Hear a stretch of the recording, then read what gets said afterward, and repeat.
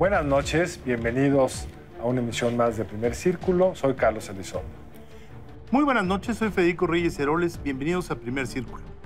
21 de marzo, natalicio de Benito Juárez. Benito Juárez, el gran liberal, el hombre que logró de alguna manera echar raíces para la República.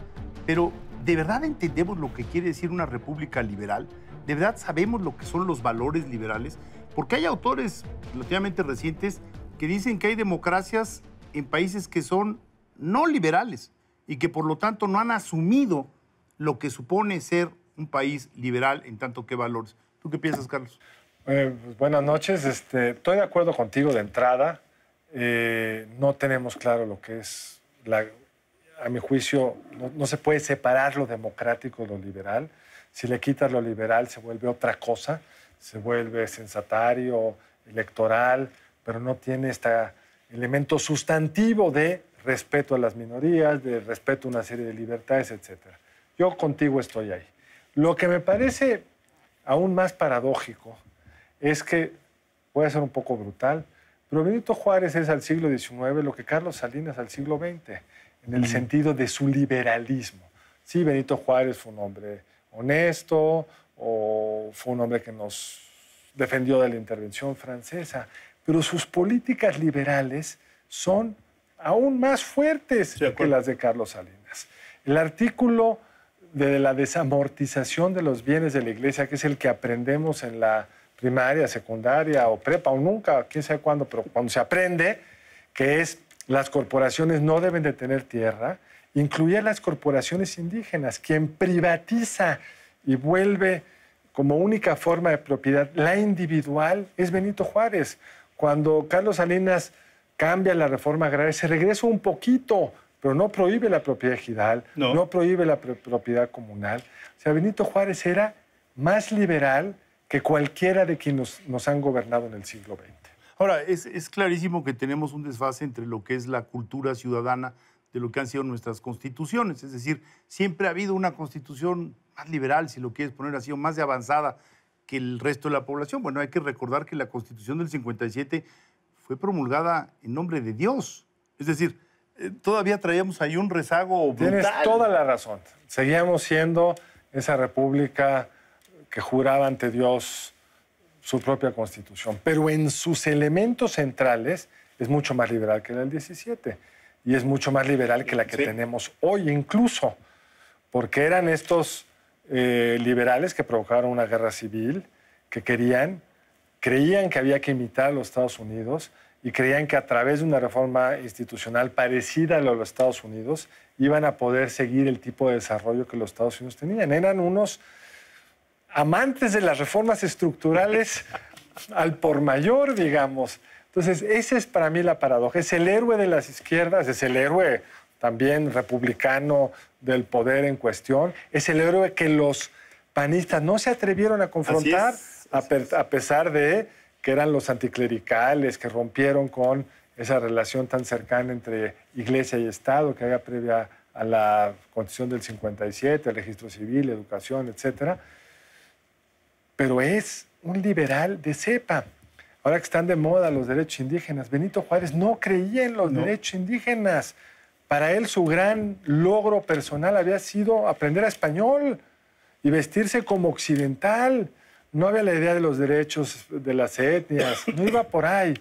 La modernización en esa visión del mundo era la occidental liberal, que viene a cuento en dos sentidos. Por lo primero que dijiste tú, digamos, de que no solo hay desde la izquierda una presión por ese tipo de democracia no liberal, sino lo estamos viendo en nuestro vecino del norte, tristemente, una serie de componentes no liberales de la democracia, y dos, pues porque estamos en el mundo de los derechos de las minorías, pluriétnicas, todo eso que yo estoy de acuerdo, pero que es muy distinto al modelo que tenía los liberales del siglo XIX. Por allá que nos ponemos radicales, habría que decir que a mí una de las cuestiones que más me preocupa es que, por lo menos en la Constitución Federal, no he revisado cómo quedó en la Constitución de la Ciudad de México, pero el título primero se llama garantías individuales. Es decir, el Estado te otorga una serie de garantías. No se llama de los derechos individuales. Es decir, tú no tienes derecho de propiedad en México. Tú tienes un Estado que te concede la propiedad bajo ciertas modalidades y que va a estar supervisando cuál va a ser el uso de esa propiedad. Es decir, sigue habiendo una serie de limitaciones de origen, de cepa, vamos, en la Constitución Federal y en la cultura liberal. No estoy de acuerdo. Ahora, el cambio en el 1 constitucional lo modifica un poco, porque vuelve los derechos humanos como los mismos que hemos aprobado en los tratados internacionales, etcétera, pero ciertamente en materia de propiedad no cambia nada. Y la Constitución del 57 sí era muy clara en ese sentido. No eran garantías, eran derechos naturales, eran naturalistas. Creían en una serie como los Estados Unidos de derechos inmanentes al hombre. Inmanentes al hombre por el simple hecho de ser humano, tenía ciertos derechos que necesitaban ser de alguna manera vigilados, tutelados, garantizados por el Estado, pero el origen es distinto, la discusión es distinta. Y esto tiene que ver con el amparo y tiene que ver con el 27 constitucional. Absolutamente. Y al mismo tiempo no se permitían los derechos colectivos. Así es. En el 57 no se permitía la propiedad colectiva y no se permitía no había un 123 constitucional, no había un derecho a la huelga. Había la libertad a escoger cómo trabajar, la libertad al trabajo, y por tanto la huelga era una limitación a la libertad del trabajo de quien no quería aceptar una decisión de una mayoría. O sea, era una constitución que hoy nos parecería peor que neoliberal.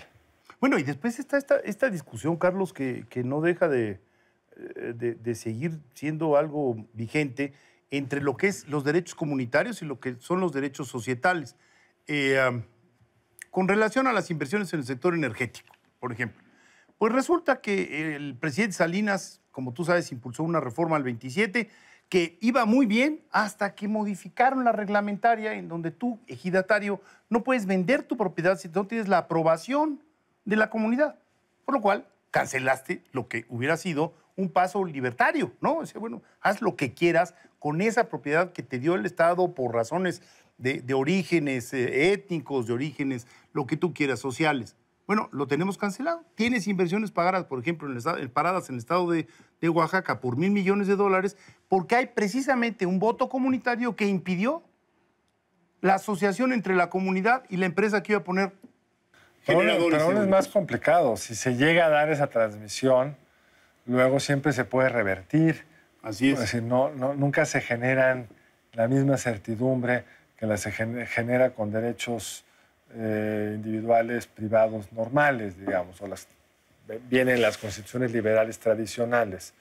Ahora, el otro tema que yo creo que es muy importante de recordar de Benito Juárez, y esa es, digamos, para mí la parte que más debemos estar celebrando, es el único presidente indígena que hemos tenido. De acuerdo. Es decir, cómo en ese mundo hubo una movilidad social tal que le permitió a alguien nacido en la sierra, que hoy es remota, imaginémonos lo remota que era entonces, que aprendió español pues tardíamente y sin embargo encontró un espacio para ascender profesional y políticamente hasta llegar a ser presidente de México. Y habría que preguntarnos qué ha pasado que no hemos vuelto a tener un caso similar a ese, ni siquiera cercanamente, digamos, representativo de una comunidad aislada donde por méritos propios llega a encabezar nuestro país. La clase política casi toda se nutre de las capitales, de la capital de la Ciudad de México, por supuesto, de otras capitales. No son los indígenas los que tienen las oportunidades para ascender. Lo indígena se ha vuelto algo como folclórico, a lo que hay que darle su espacio, su representatividad, pero no vamos a ver seguramente un candidato indígena en las siguientes elecciones. Benito Juárez lo logró. A mí se me hace que es un punto central, qué bueno que lo tocas, y que también reivindica la movilidad social que sí se ha dado en nuestro país, pero también el sistema educativo.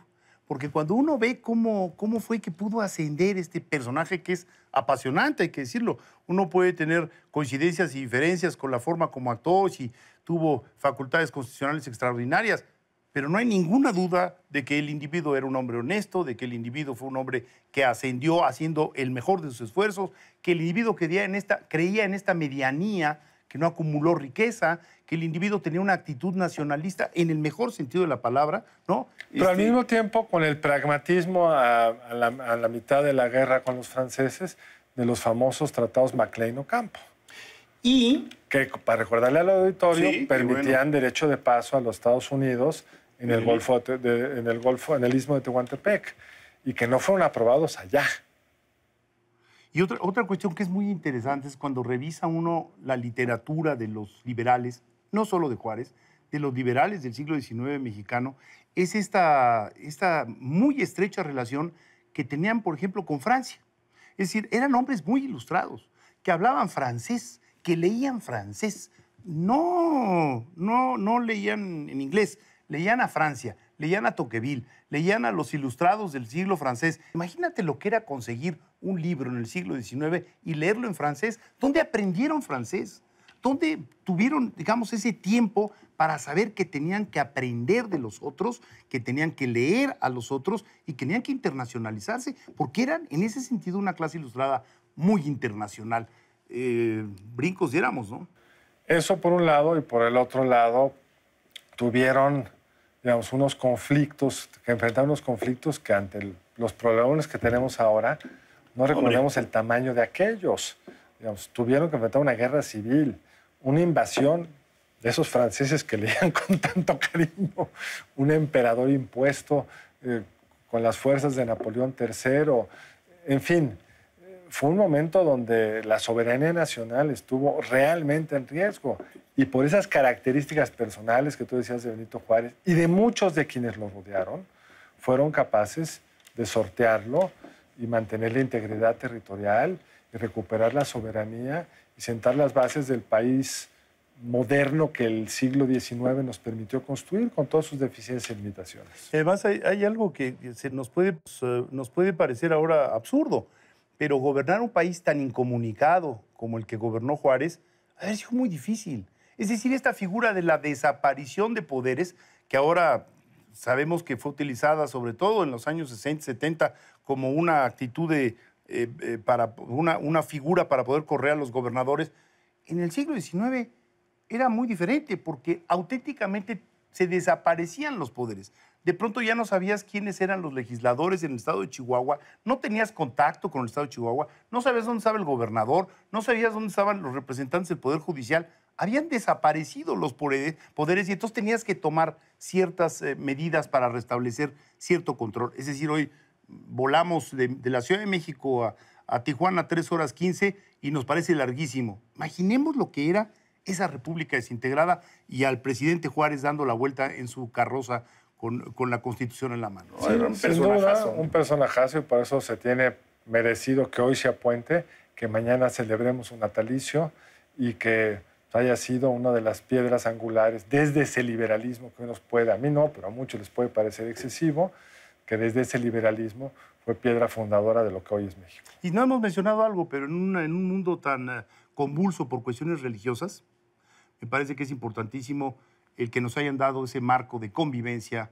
obligada de los mexicanos con varias religiones, varias creencias. Pues sí, fue la piedra que nos permitió eso, luego tuvimos los excesos de los 20, pero finalmente ese ya no es un tema que contamine la política mexicana de forma importante. Pero bueno, ya se nos acabó el tiempo, Carlos.